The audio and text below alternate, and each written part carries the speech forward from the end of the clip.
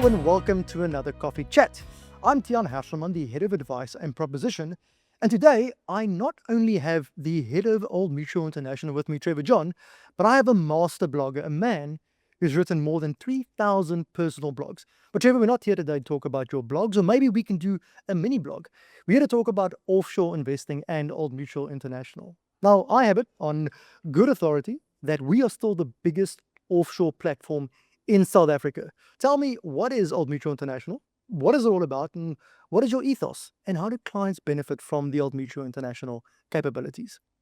Well, Mutual International is a container for people who want to get their money a job offshore. So basically, we will deal with all the complexity, the tax, the ability for you to hand over that wealth to the next generation.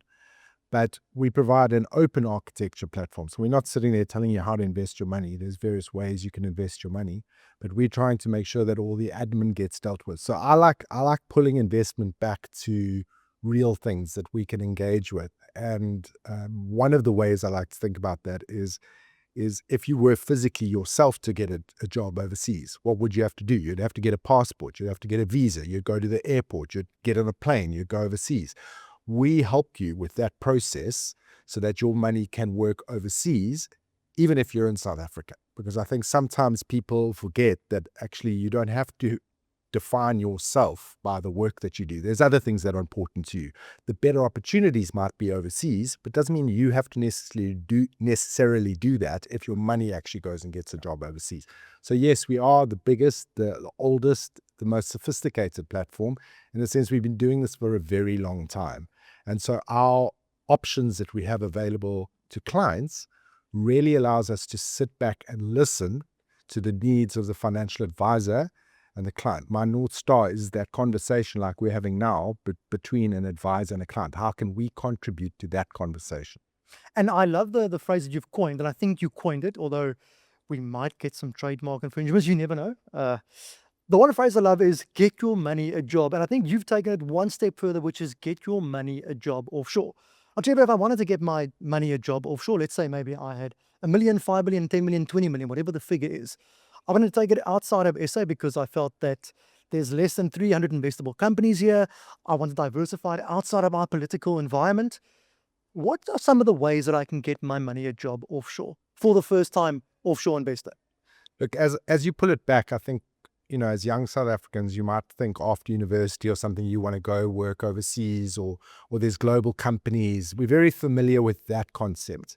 And money's the same, but I guess because we have South African companies that have offshore exposure, or you get feeder funds. So what a feeder fund is a fund that actually does the investing itself offshore, but you don't have to do that. So people have offshore exposure to companies and they think that's the same thing.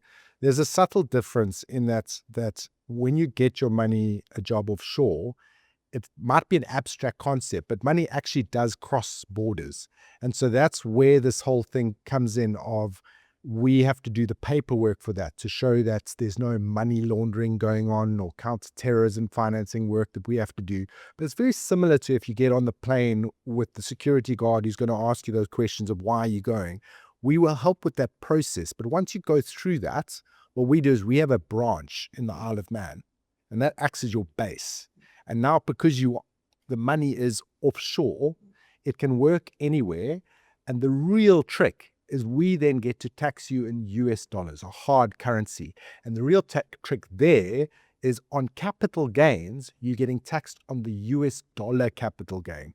So if anyone's got any memory of Rand numbers when they were growing up, you'll know what that means, that the number doesn't necessarily go up as much in US dollars, but the actual purchasing power of those dollars goes way further. So that's the process we help with, is opening you up to those offshore opportunities in a real tangible way with that administration that we support you on.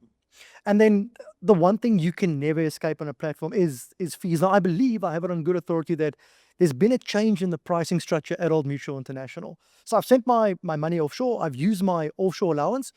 What's the benefits, or what's actually changed in the pricing structure going forward with Old Mutual International? Well, simply we used to have a platform fee, and because we use custodians, so if you've got a share portfolio, you're buying specific shares, or if you've got funds, we had a different pricing strategy for the two.